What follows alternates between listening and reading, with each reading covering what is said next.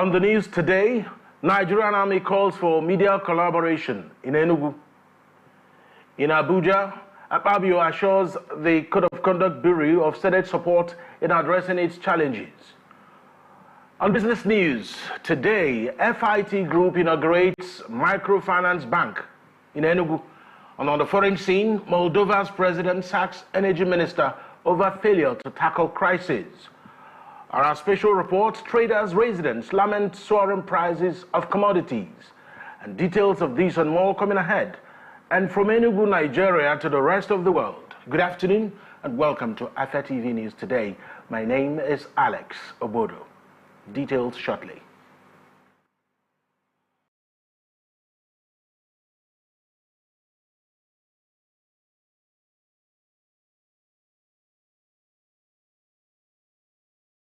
The West Africa Broadcast and Media Academy WABMA graduation ceremony and renaming of the event hall took place on Thursday with the dedication of the WABMA hall to the late Jika Ato, who dedicated his life to mentoring and training young media professionals. In his opening speech at the event, the chairman of the occasion and MD CEO of Afia TV, Chief Emekamba, congratulated the WABMA and the graduates and praised the decision to immortalize Jika Ato. That purpose, and I believe in the vision of the brand, and our vision is simply because we still see the importance of traditional media. You know, you hear it every day, people say, oh, traditional media is dying. It's not dying, it's just evolving. And that takes me to the last part of what it means to be a journalist or a broadcaster in a digital space. The foundation is to know what purpose you hope to serve with the knowledge and the skills that you have today. What is it? Do you want to be someone concerned with the environment? Do you want to be someone concerned about Igbo culture? Do you want to be someone who's concerned about agriculture, science? What is it that you want to attach your skill sets to? Because you have to be particular. You have to become an authority, a content authority in that space. And it's not something you do. The keynote speaker and CEO of Signature TV, Chief Vin Martin Obiorailo, extolled the life of Mr. Jika Ato, whom he described as a consummate professional and a dedicated media veteran. Chief Ilo, who spoke on the topic sustainability in the media, balancing profit and purpose, called for more collaboration in the media space. The progress of the organization. Of course, I've talked about motivated staff, and we need to embrace technology as much as we can. You know, sometimes you really want to, but it's difficult. But there's some technology we just have. I mean, you can't do TV or radio or media or newspaper, and you're not online. And you're not ICT strong, or you're not doing AI. So we need to embrace tech. We need to be innovative as much as we can, using what we have to get what we want. Partnership and collaboration. In his remarks on behalf of the rector of WABMA, Mr. Richard Asiebu Sr. paid glowing tribute to Jika Ato, recounting how he played a pivotal role in the establishment of WABMA. They said we make a living by what we get, but most importantly, we make a life by what we give. That aphoristic maxim could not have been truer in the case of late Afia Michael Elder,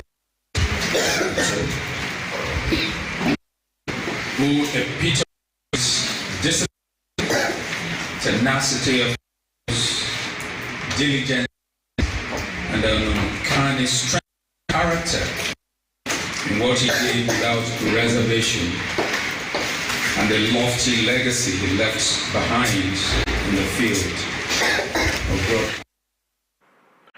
The event also featured presentation of certificates to the graduates and goodwill non-kinetic strategies in combating insecurity. The Nigerian Army's Civil-Military Cooperation held its fourth quarter media chat in Enugu State on Thursday with the theme, Military and Media Relationship, a panacea for enhanced national security and development.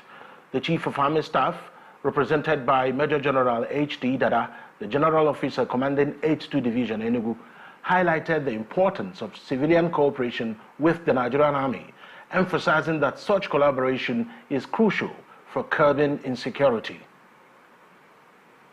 The theme of this event, military and media relationship, a panacea for enhanced national security and development, highlights the indispensable roles both the military and media play in safeguarding our nation. The Nigerian Army is a public institution created by law for the defense of Nigeria's territorial integrity and protecting citizens from external aggression. Additionally, we provide support to civil authorities where required, as clearly enshrined in the Constitution of the Federal Republic of Nigeria. In carrying out these duties, we acknowledge the critical role of the media in keeping the public informed while ensuring that national security is not compromised. This underscores the need for closer, mutually beneficial relationship between the military and the media. The Nigerian Army remains steadfast in its commitment to protecting law-abiding citizens and upholding their civil liberties in collaboration with other security agencies.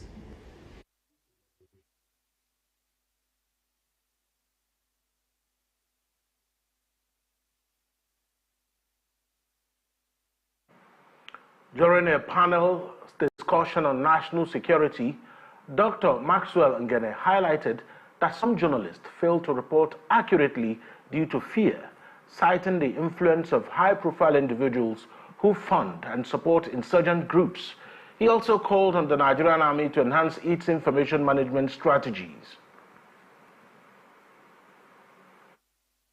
Given, for instance, what happens in the Southeast, the IPOB, the ESN, etc., where a lot of our brothers who live within us, yet we don't know them. Because in every community where they operate, there's no doubt that there are people who know them. Yet people are afraid to say, do not do this. It is not in our perspective. And a lot of people who should talk are not talking. A lot of people who should talk are not talking. Even some of us who go to radio and television to discuss some of these issues, you see, you come there, your people are begging you, because you're too vocal, you should stop talking about this, they will kill you, this, that. And at times, even though it's in your nature, it's in your training as a journalist to be fair, to be factual, to be accurate, to stay in front of the bitter leaf and tell the bitter leaf you're bitter. You become afraid because of your dear life, because life is a common value. It is left for the military and the other agencies, security agencies, to know that effective information management is very pivotal. It plays profound role in creating the much needed synergy, the relationship, and that insecurity or security is not the job of any one single individual, but is indeed a collaborative. Mrs. Mwadielo Bike, Zonal Director of the Nigeria Television Authority, Enugu, a panelist, emphasized the importance of reducing the heavy military presence on the streets. She called on the military to scale back its deployment to help prevent impersonation and the believed misinformation by journalists. Thank you. I must state that the lecture was all-encompassing, highlighting succinctly almost all the salient points and factors. But I did expect for it to have captured the factor of military presence, conspicuous military presence in civil environments. It sort of promotes what the AG admin had talked about impersonation. It makes it easy. And it is what brings the problem that we refer to in local parlance as see finish. It diminishes the military aura. So there is need for the military to curtail its presence in the civil space. If at all they should come out, it should be the role, it should be specific, target specific, and once executed, they should withdraw. Because when people observe, when citizens observe, and the media says otherwise, it will be misconstrued as a distortion of facts. They have the ability to observe, they have the ability to also reason. So the military should make it easier by limiting themselves to that constitutional role which it has been set up to perform. On his part, General Manager of Afia TV, Mr. Nnamdi Obaya, emphasized the importance of fostering a strong communication link between the media and the Nigerian Army. He also recommended that the media prioritize engaging with community leaders over higher-ranking officials to obtain timely information. Media's main purpose is to surveil the environment. But there's this thing, and it brings us back to what I was saying about knowing each other. Back then, as a kid, during holidays in Benin, we wanted to scare somebody. We'll say, don't worry, I'll send them for you. They will know you, but you don't know them. And that's the relationship between the media and the military and the public. Some people know, some people don't know anybody. If I were to ask anybody in military media communication who their contacts are within the Enugu media space and how frequently they engage them, it will be a handful of people that they probably know in a while. There are many ways to infiltrate the media. For example, we have a guild of media managers or private broadcasting houses here in Enugu. If you're going to engage communities, who are the people that talk to these people? We understand and I respect the news journalists, the high-profile journalists, but there are these community reporters people who report on arts and crafts of local craftsmen. They know those craftsmen are the ones in the community. I would advise the military, you don't need to go and see big way. If you want to get the real story, go and meet the PG, go and meet the owner, go and meet the youth leader. There are people who are actually closer to what is on ground than the statutory leadership we always seem to engage. Chief of Army Staff, represented by Major General H.D. Dada, General Officer Commanding H2 Division, Major General Omelo, Brigadier General J.S. Dogo, Major General M.C. Ibo, Chief of Civil Military Affairs, Mr. Nnamdi, Chief of Civil Military Affairs, and Mr. Nnamdi Obaya, General Manager, Afia TV, Mrs. Nwadi Elobi, Kezono Director, NTA, and Dr. Maxwell Engene, Senior Lecturer, ESUT, among others. It featured lectures, goodwill messages, panel discussions, and a question and answer session aimed at addressing insecurity and proposing solutions. And the Nigeria Bar Association, NBA, Oji River branch, hosted its much anticipated annual dinner and award night on December 4th. At the Enugu, the event was attended by prominent legal practitioners, distinguished guests, and community leaders who gathered to celebrate the achievements of the branch and strengthen its ties within legal profession. The event featured a range of activities including speeches, awards, and entertainment, providing a platform for members to reflect on accomplishments and set future goals. Speaking during the event, Chief Godwin Taboike, leader of the Nigerian Bar Association branch in Oji River, expressed gratitude for receiving the NBA award, reflecting on his positive experiences with the organization. I feel elated that they thought it fit to confer the honor. I'm happy for the recognition, and it is a booster to what I've been doing for them, and I hope to continue in that same light. It's a good reckoning that periodical organization will recognize the contribution of their members. It's worth doing, and I'm proud and happy that occasion like this happened tonight. Also speaking, Chief Chuma Ogwejo, pillar of the bar, shared his experiences with the branch and commented on his overall organization this year. Beautiful, wonderful. You know, when you give birth to a child or a baby, and under your watchful eyes, you see the baby grow to maturity. That's my experience with Ojiba. Yes, because apart from Chief Taboike, I'm one of the oldest members of the Ojiba. We have a very ebullient and pragmatic chairman in the name of Olemaforo. So he's done very, very well, and we've done a little bit to encourage. On his part, Sir Kingsley Olemeforo, Chairman, NBA Oji River Branch, highlighted the significance of the event and shared the branch's contributions to the legal community in Oji River and beyond. It's a special day for all lawyers in Enugu State. This is the period we have a law week, and the law week is usually commemorated with a dinner. Dinner is a very essential component of the activities of the bar profession. Yes, the Nigerian Bar Association Oji River Bar has been a pace-setter.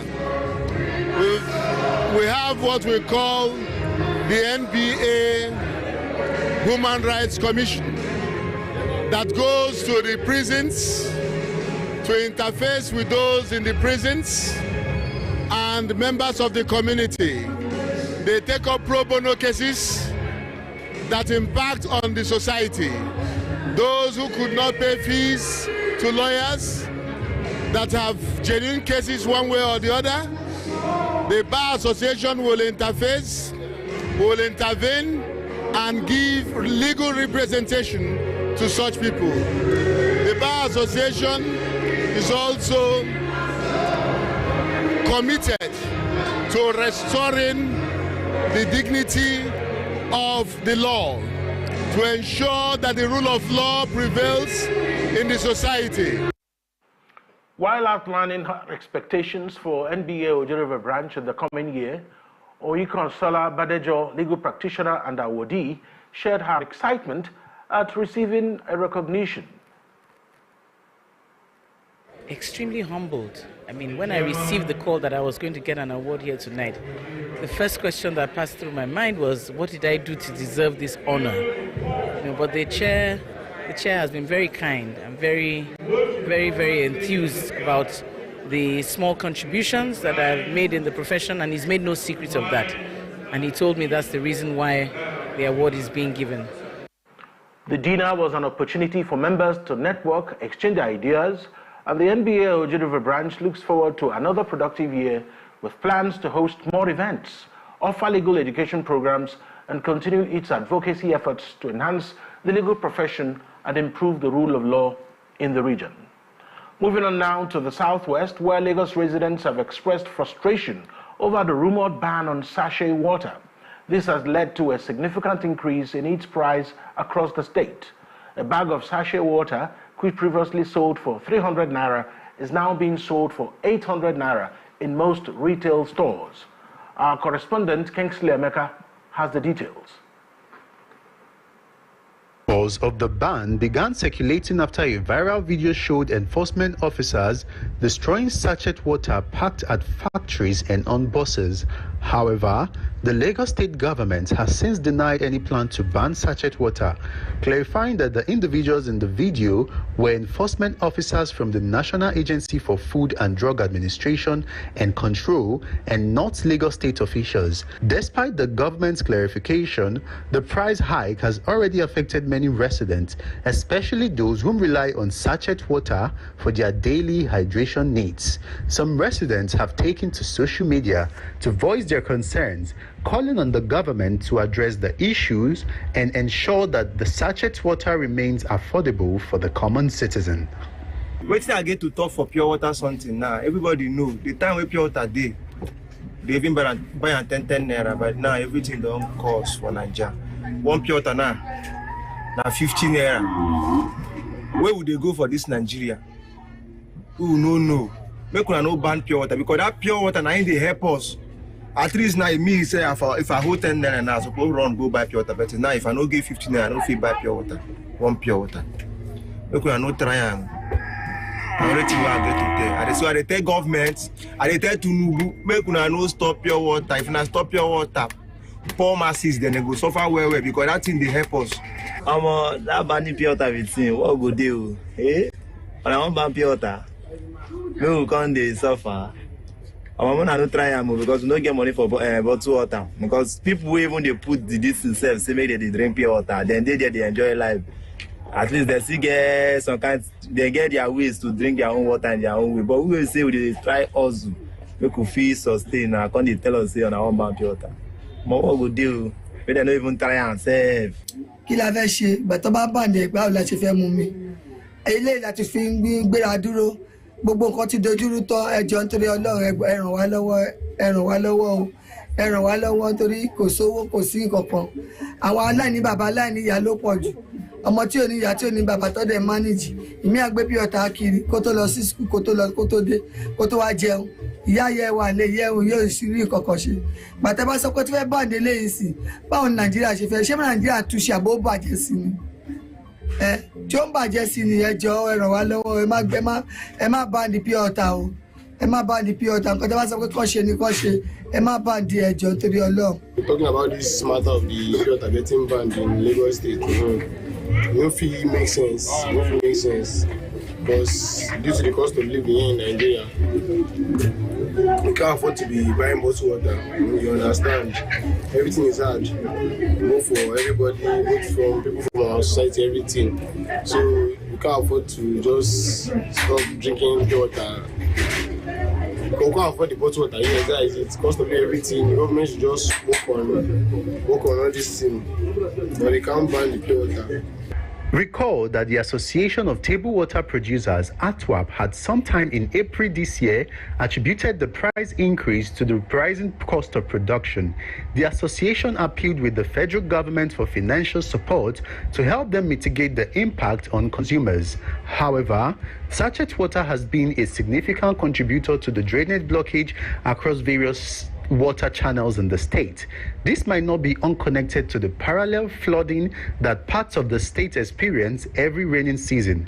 These environmental concerns add another layer to the ongoing debate about the regulation and management of sachet water in Lagos State.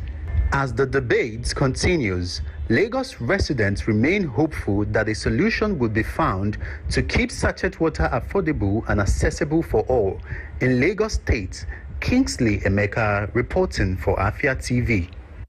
Thank you, Kingsley. And we'll take a break at this point. When we return, we'll have stories from the national scene. Stay with us.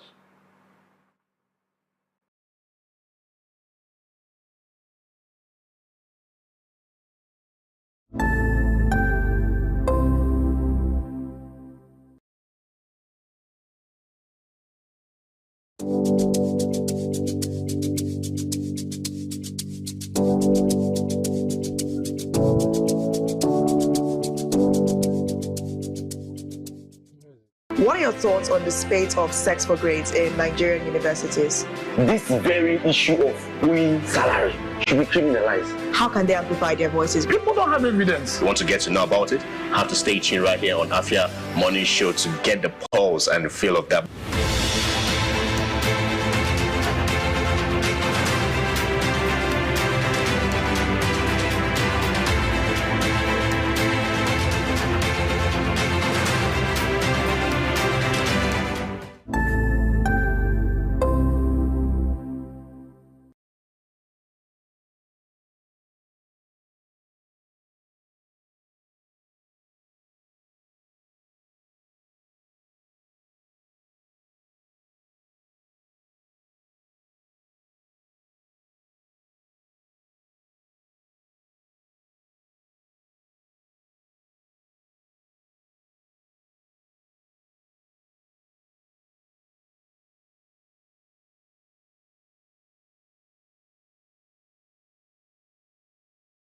You're welcome back to the news today here on Afia TV. We are reaching you from Enugu, Southeast Nigeria. My name is Alex Obodo. Nigeria's Senate President Godswill Akpabio has pledged the commitment of the upper house to addressing the challenges faced by the Code of Conduct Bureau, CCB. Akpabio, who was speaking on Thursday during courtesy visit to the CCB chairman, Dr. Abdullahi Bello, and other members of the Bureau, harped on the importance of the agency in promoting accountability and discipline among public officers. Describing the CCB as a crucial agency of government, the Senate President emphasized its role in ensuring moral rectitude and transparency. On his part, the CCB chairman, Dr. Abdullahi Bello, outlined the Bureau's pressing issues, including insufficient funding, office space, manpower, and logistical constraints. And 4 members of the House of Representatives have defected from the Labour Party LP to the All Progressives Congress APC. Speaker of the House, Tajuddin Abbas, announced the lawmakers' defection on the floor of the Green Chambers on Thursday. The lawmakers are Chinedu Okere, Owerri Municipal, Owerri North, Owerri West Federal Constituency, Matthew Donatus, Kaura Federal Constituency of Kaduna, Akiba Basi, Calabar Municipal and the Dukmani Federal Constituency of Cross River, and Esosa Iyawe of Oredo Federal Constituency of Edo State. After much reflection and careful consideration, I have concluded that the All Progressive Party aligns more closely with my values, principles, and visions for the future of our country. I believe this decision will better enable me to serve the interests of our people and contribute more effectively to the development of policies that will drive positive change. During my time with Labour Party, I have worked diligently to support the party's initiatives.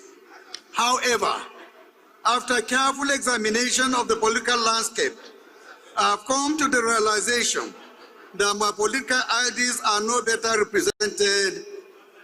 better represented by all progressive parties.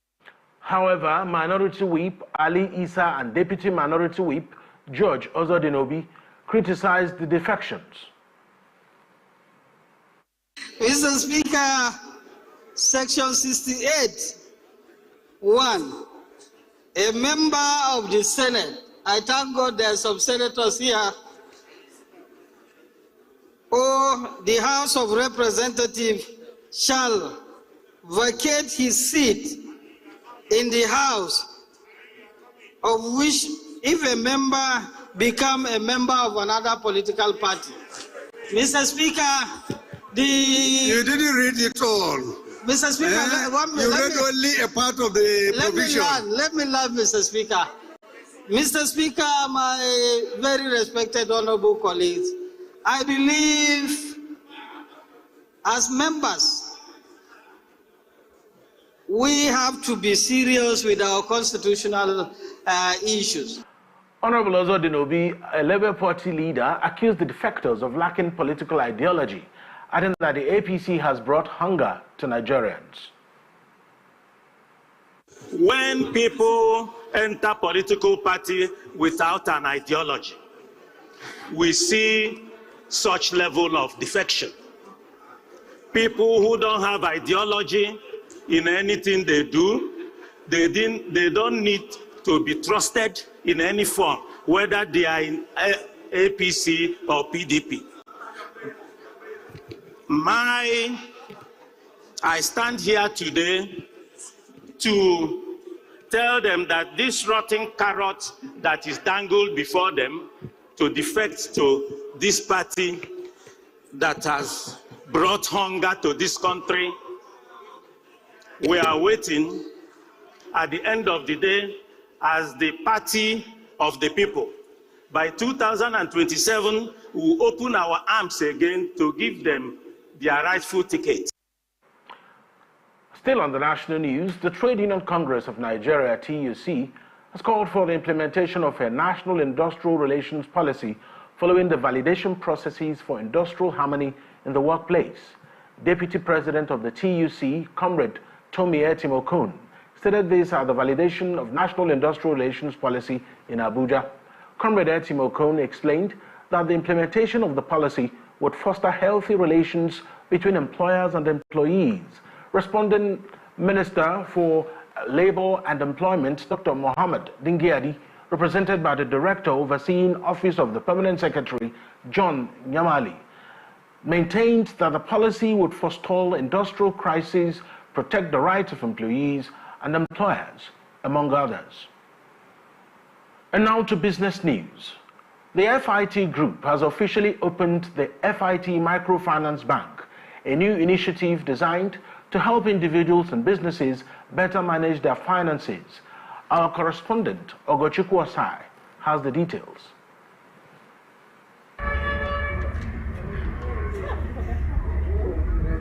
The FIT Group unveiled its newest project, the FIT Microfinance Bank, a financial institution designed to empower individuals and investors to better manage their finances. In her opening remark, the chairman of FIT Microfinance Bank, Chief Lorita Anyagolo, emphasized that a key objective of the bank is to make home ownership achievable for everyone. As we open our doors today with a committed group of staff, led by an exceptional managing director, Mr. Andrew Ope, our mission to widen the net of banking accessibility to the unserved and underserved, to provide financial innovation and create opportunities that our customers will utilize to enhance their businesses and lives. We hope to transform lives like that of my housekeeper, who never imagined she'll be a homeowner within 10 years of being with us. It is such transformation of lives that brings dreams into reality for customers that we hope the team at FIT Microfinance Bank will fulfill. The consultant for the bank, Pri Ogiriki of Emirate Consulting, recounted the plannings it took to bring the vision of the FIT Microfinance Bank to life. I remember asking the question, why Microfinance Bank? I mean, this thing fails everywhere. We had a discussion, and I said, okay, fine, let's give it a try. We applied. We submitted applications in August 2022. This is 2024. By October of 2022, we got the in-principle approval from the CBN, which is about 3 months, or inside of 3 months. Speaking on the operational standards of the bank, the managing director and CEO of FIT Microfinance Bank, Andrew Ope, highlighted the bank's commitment to providing a safe, secure and seamless banking experience for customers. By January, we are launching our mobile app called FIT Pay. This FIT Pay gives you the opportunity to open accounts online. You can access credit facilities and you can do your investment. If you intend to do fixed deposit with us, you can do it there. If you are conversant to the fact that the underbanked and the unbanked sector in Nigeria is over 70%, most of the nooks and crannies, we intend to reach them leveraging on this technology. But what you think, you might say that these people are not tech savvy, but ours is very simple, that anybody can operate. We've simplified the process and make it accessible, and we are bringing the ease of banking to your doorstep. Chief Lorita Anyagolo further elaborated on the bank's core vision and why the establishment of FIT Microfinance Bank is an important step in fostering financial empowerment and home ownership. We're trying to build a value chain. You know, when you're a real estate developer, real estate touches so many different sectors and aspects. With the only aspect we think about is the fact that a house is built and sold. But we forget that everything we use today is real estate. Whether it's your residential home, whether it's a school, whether it's a hospital, a hotel, they're all pieces of real estate. So what we're trying to bring to the knowledge of Nigerians is the fact that, and the Nigerian government, is the fact that building an economy requires a strong backbone in real estate development, which is residential and commercial houses. It affects every aspect of your life. It creates jobs for every level of society. Now, the only way you can build many houses is when you provide income and circulate credit. Nigerians are expected to be honest in their jobs and not be corrupt. but there's no opportunity for them to get credit to buy homes, to buy the things they need. In every society, credit is so important for everything you do. So we looked at it and asked ourselves, what do we now do? So venturing into banking means we can now provide some credit. And with this credit, growing this bank, ultimately our goal is that this bank will begin at some point to give loans to people so we can build the kind of homes that we build at discounted rates, and lots of Nigerians will be able to own their own homes. And when you own a home, your dignity is restored as a human being, and there are lots of things that come with it. You can do business, you can mortgage your home, you can use it to pay school fees, all sorts of things. But when you don't have it, you haven't really started. And so the bank is not just going to be giving loans, but is also going to be providing advisory services to people who are doing business. As the chairman of the bank, I have the privilege to open my bank account, which will be the first bank account opened in FIT Microfinance. The FIT Group envisions a Nigeria where real estate is recognized as an integral part of daily life, and FIT Microfinance Bank brings this vision even closer to reality. From Enugu, Ogochukwu Osai reporting for Afia Television. Thank you, Ogochukwu, for that report. Meanwhile, the Nigeria Senate has passed for third reading Investments and Securities Repeal and Enactment Bill 2024. Passage of the bill for the third reading by the Senate, followed by consideration and adoption of recommendations made to that effect by its Committee on Capital Market, chaired by Senator Osita Izunaso. The committee in the report informed the Senate that the Repeal and Enactment Bill, when signed into law, will make the Securities and Exchange Commission, SEC, the apex regulatory authority for the Nigerian capital market. The passage of the bill will bring about diversity and growth in the capital market through market offerings that would form the foundation for economic expansion, thereby creating job opportunities within the Nigerian capital market. The enactment of this proposed legislation will undoubtedly provide significant opportunity to drive the growth of the capital market and diversification, thereby creating a conducive atmosphere for investors in the Nigerian capital market.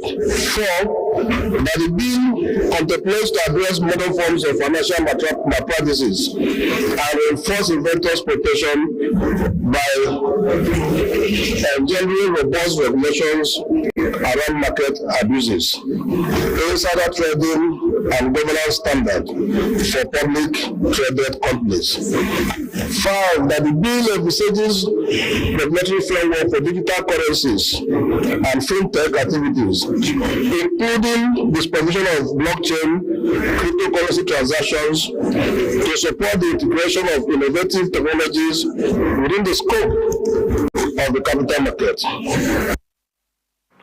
The Senate accordingly, after clause-by-clause consideration of the bill, passed it for third reading. For the Act to repeal the Investment and Securities Act 2007, Act number 29/2007, and enact the Investments and Securities Bill 2024, and to establish the Securities and Exchange Commission as the apex regulatory authority for the Nigerian capital market, as well as regulation of the market to ensure capital formation, the protection of investors, maintain fair, efficient and transparent market, and reduction of systemic risk and related matters, 2024, third reading taken and passed. Lastly, on business news, the Minister of State, Petroleum Resources, Oil, Senator Heineken Lokpobiri, has stated that the plan to produce 2.06 million barrels of crude oil per day in 2025 remains on course, despite the 1.5 billion barrels oil per day production quota set by the Organization of Petroleum Exporting Countries. Lokpobiri, in a statement issued by his media aide, Nnemeka Okafor, after the 38th meeting of the Joint Ministerial Monitoring Committee of OPEC on Thursday, reaffirmed the country's commitment to maintaining price stability. This was as oil-producing countries confirmed their commitment to maintaining the crude oil production adjustments agreed upon during the 35th OPEC ministerial meeting until December 31st, 2026. We'll take a break at this point. When we return, we'll have stories from the foreign scene. Stay with us.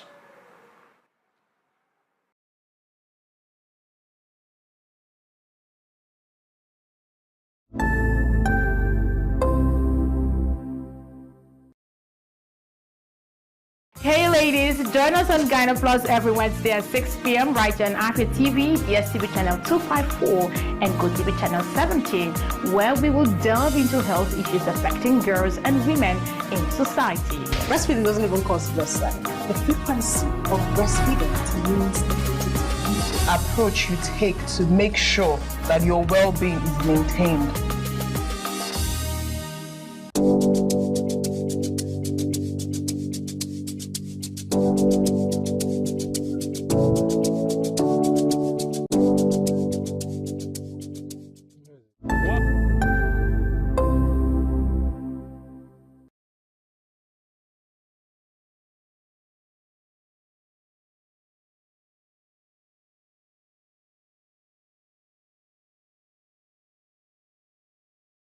You're welcome back to News Today here on Afia TV.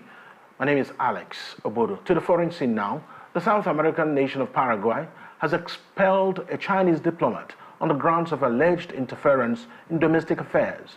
Paraguay's foreign ministry, in a statement on Thursday, said the visa of the Su Wei, a Chinese envoy, had been cancelled, and the country gave him 24 hours to leave, declaring him persona non grata.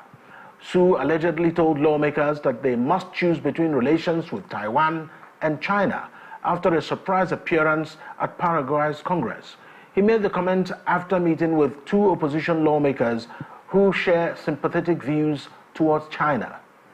In other news, Moldova's president has sacked Energy Minister Viktor Palikov and called two other senior energy officials to resign for failing to tackle an energy crisis in the small former Soviet Republic. Prime Minister Dorin Risian also called for the resignation of state energy company Energycom head Victor Benzari and Moldova Gas Supervisory Board member Sergio Tofilat for failing to buy and store enough volumes of gas at favorable prices. Risian noted that he would ask Parliament to impose a state of emergency in the energy sector. And finally, on the international front, Hezbollah leader Naim Qassem has disclosed that his group and its backer, Iran, had allocated $77 million so far to Lebanese displaced by its war with Israel. Qassem said, in addition to the $77 million already set aside for all those whose homes have been completely destroyed and cannot return to them in Beirut and in its southern suburbs, Hezbollah will pay $14,000 over 1 year to cover rent and furniture. He thanked Iran for the generous support, emphasizing Hezbollah's commitment to shelter and reconstruction. Recall in a report released last month, the World Bank provided estimates for damage between October 8 and 2023 and October 27, 2024, saying the conflict has cost $5.1 billion in economic losses, with damage to physical structures accounting to at least $3.4 billion. And in the world of sports, the management of reigning NPFL champions Rangers International has thrown the gates open to fans and supporters for the matchday 16 NPFL 2024-2025 fixture against visiting Rivers United on Sunday. According to the club, the gesture is to celebrate the festive period with the loyal and ever-present supporters of the club, who have always been there for the team through thick and thin. In a memo from the office of the CEO, Amobi Azako, the management described the gesture as one that is meant to appreciate and celebrate the Yuletide season for the fans and supporters. And lastly, in sports, the match day 16 of the Nigeria Premier Football League (NPFL) between Aqua United and Bendel Insurance has been rescheduled for Monday, December 9th, 2024. The match day 16th fixture was initially scheduled for Sunday, December 8, 2024 at the same Gospel Akpabio Stadium, Uyo, before the Nigeria Premier Football League announced the changes in the fixtures. The change of date is as a result of the CAF Confederations Cup match between Enyimba FC and Zamalek of Egypt, which is scheduled to be held on Sunday at the same Godswill Akpabio International Stadium in Uyo. And up next is our special report. And Christmas is just around the corner, and many people look forward to the festive season. But how are prices shaping up for essential commodities? And how do buyers and sellers in Imo State feel as we approach the holidays? Our correspondent in Owerri, Miriam Onyebule, brings us the detail.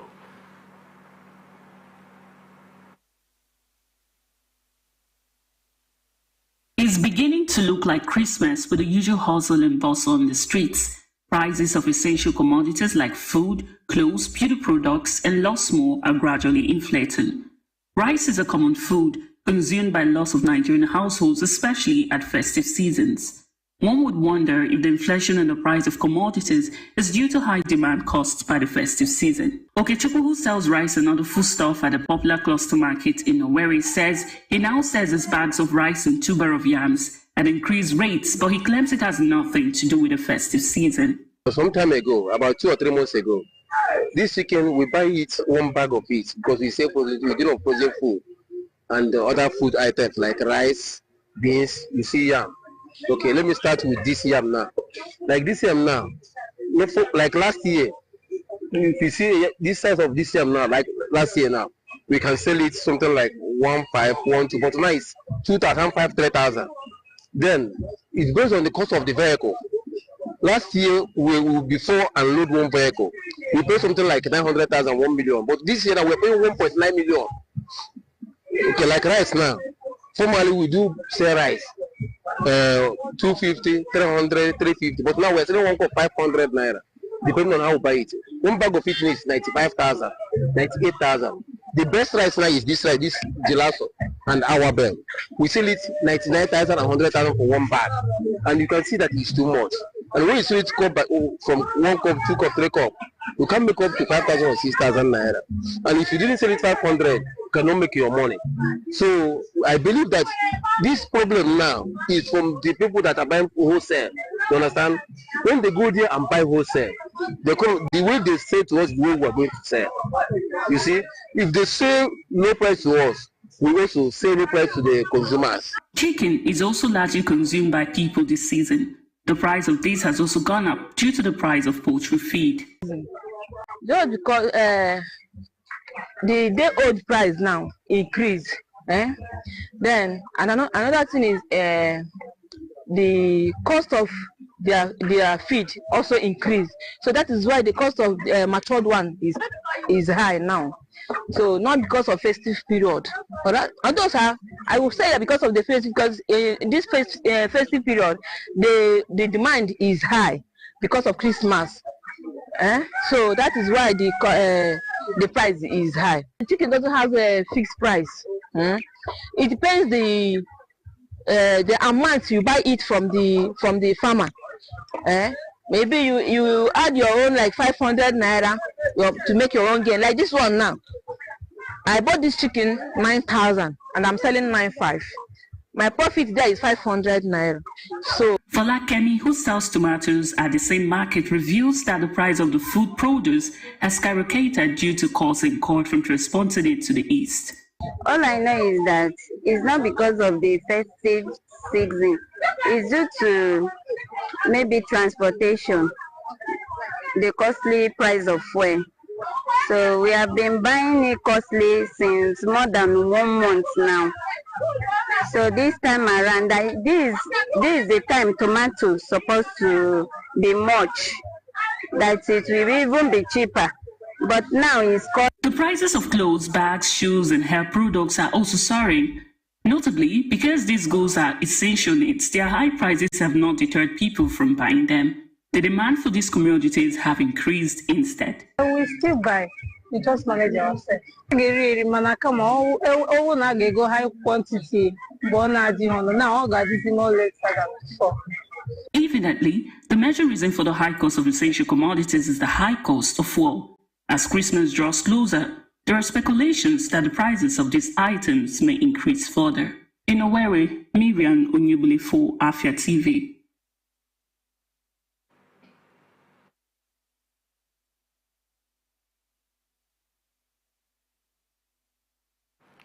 Thank you, Miriam, for that report.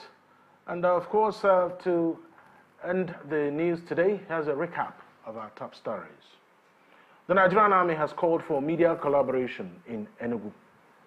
In Abuja, Akpabio has assured the Code of Conduct Bureau of Senate support in addressing its challenges. On business news, we told you that the FIT Group has inaugurated a microfinance bank. On the foreign scene, Moldova's president has sacked his energy minister over failure to tackle crisis. And thank you for staying with us on the news today. Do follow us on all our social media platforms at Afia TV Official. My name is Alex Obodo. Good afternoon.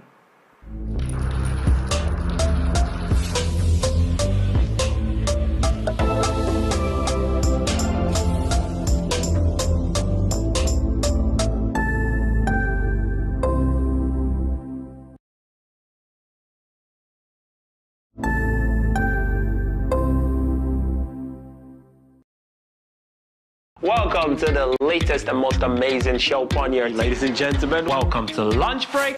You don't sing along. I did sing good. For real. You're not a backup singer. That's what they do.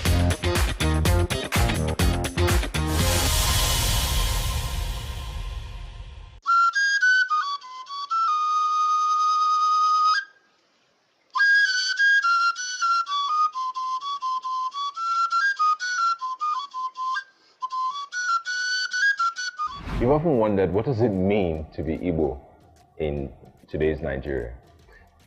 You know, what's the intersections? What are the conversations we're having about our Igbo spirituality, culture? An example is people wearing red cap. You know, everybody wears red cap. Are they entitled to wear it? What does Nzenozo mean? What does Igbo spirituality mean? How have we changed as a society over the last 20, 30, 50, 100 years? Every Thursday, 6 p.m., if you want to know more on libations, as I have a conversation with different people from all walks of life whose common thread is being Igbo.